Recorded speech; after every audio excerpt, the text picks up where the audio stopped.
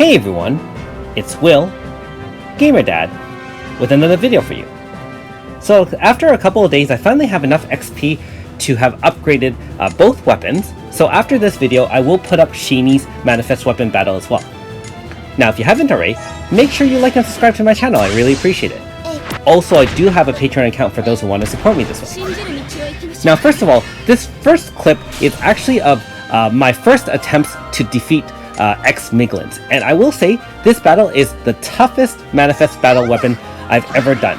I did find it challenging, and the fact that Anabel's already a sweet tank, which we always use for endgame boss battles, make it extremely difficult to fight. So she does have a 4-turn rotation, and she also has a support Paladin Anna behind her. So first turn, they both cast Guardian Soul, which is basically physical defense up. And then turn 2, Anabel, the Miglance version, does Deliverance Sword, while the one in the back does an AoE physical attack. Then on turn 3, Miglance casts Elemental Wall, which not only gives her elemental protection against your elemental attacks, but also gives a regen, and gives a counter, so if she is attacked by physical, she counter heals. That is already magnified by the fact that she did Deliverance Sword the turn before, so sometimes you're locked in, and you're forced to attack her, making her heal 100k damage HP wise. Meanwhile, Anna in the back will do an AoE non-elemental magical attack, and on turn 4, Anabel, just does her Holy Saber, which cripples your mages, while Anna in the back does a mega AoE non-elemental damage. So you actually have a really tight DPS check in the fact that you need to have multiple buffs or debuffs on. Note that I am using OG Nagi because with her Manifest weapon, you can apply multiple stacks of int down, which will help with reducing damage on turns 3 and 4. I also have mana using Practical to have physical shielding against turn 2, and she also has Mistopheles to reduce power while increasing int on your mages. Now keep in mind that depending on how you want to do this rotation, if you challenge it this way, you're going to use Midnight Centurion to remove some of the stacks, especially for the fact that you won't be able to do a lot of damage if you don't remove the stacks in an appropriate time. So for me, I try to remove it on turn 3 of the rotation if you are going to rotate someone in, being that the turn 3 non-elemental AoE damage is a little bit less damaging than turn 4 AoE damage. Keep in mind also, I did some experimentation, and without at least 2 stacks of int debuffs with Nagi, you may die. So you also need to cast Earthwall. Now, the thing about Earthwall, non-elemental AoEs actually have all elements, from what I understand. So by casting Earthwall, you actually reduce 50% of this non-elemental attack as well. So we're going to just activate our AF right here. Keep in mind that even though Midnight Centurion removed the physical shielding, there is still Elemental Wall, so your elemental attacks are doing less in general as well. So even with all that, we're not doing a lot of damage, about 1.6 million. And again, I tried this for a number of hours, and the most I could get off damage-wise was 2 million damage, so not a lot of difference. Bear in mind that both Anna as well as Miglance have about 5 million HP each, so they won't go down very easily without a fight, and you can expect them to essentially generate at least 200,000 HP per turn in regeneration, either through counter heal or through a couple of turns of regen from Elemental Wall. So very, very tough battle.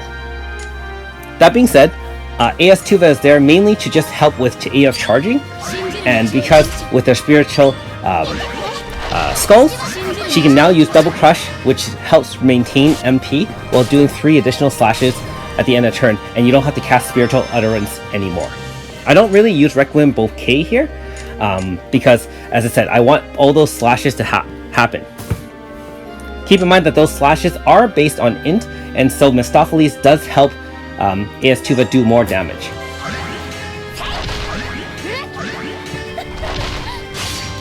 So let me know in the comments below what you think about me showing you this particular one. Keep in mind that I am not going to be able to finish this entire battle, being that the battle was extremely long, and I didn't want the video to actually bore you.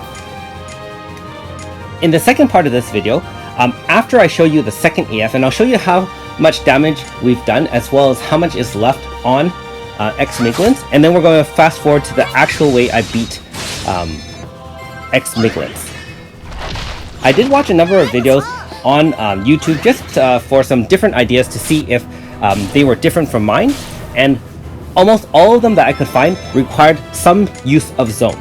Now bear in mind that this battle, Anabel is resistant to wind as well as to fire, and is damaging, able to be damaged by water or earth type. So that's why I brought an all earth team. Now if you have AS Yuna, for example, or Miampha, obviously you can use zones and help not only reduce damage from those non-elemental attacks by 50%, because remember, zones reduce elemental damage of one type by 50%, which will help shield you. It also increases your damage by 50% as well. So I just cut the video shorter in terms of this particular battle by a few minutes to fast forward to the second AF, just to show you kind of what setup we're at. So note that unfortunately I wasn't able to remove those two shielded stacks in terms of physical defense from Guardian Soul, but we're going to activate the AF anyways. Sometimes you just have to take your chances. And one of the other things is that if Nagi, for example, gets raged by Deliverance Sword, you can't target the Paladin Ana from the back, and so the int debuff won't happen, in which case you can easily die. So that was a very frustrating part of this battle as well. Okay, so again, after 2 full AFs, we're still not even at half damage. Let me know in the comments below if you think that there were better ways to do a rotation. Now that being said, we're going to go with the tried and true method of a turn 2 AF here. We're going to use Miampha, which I will feature as a 5-star review sometime this weekend. So hopefully you guys are looking forward to that. I know a lot of you have gotten Miampha, and a lot of you have not. So, you know, all I can say to that is hope your pulls are better in the future if you didn't get one, and congratulations to all of you who have. Again, I do know the feeling. I spent a number of stones on AS Yuna and didn't get her in any form at all. So, my water zone and water DPS is still quite lacking. So, again, I do understand how many of you feel if you don't have the right people to take on certain bosses. Even for myself, I haven't taken on that crazy raccoon with the 99999 damage, as many of you have known. Okay, so turn 1, we're going to rotate right in, and we're going to use 2 VCs here. We're going to use Earth Zone VC, obviously, from Miampha, and we're also going to use Serenes to increase power and speed for our own team. Now keep in mind that Miampha's, her main thing is that when she VCs in, she increases critical damage for 1 turn, not 1 action.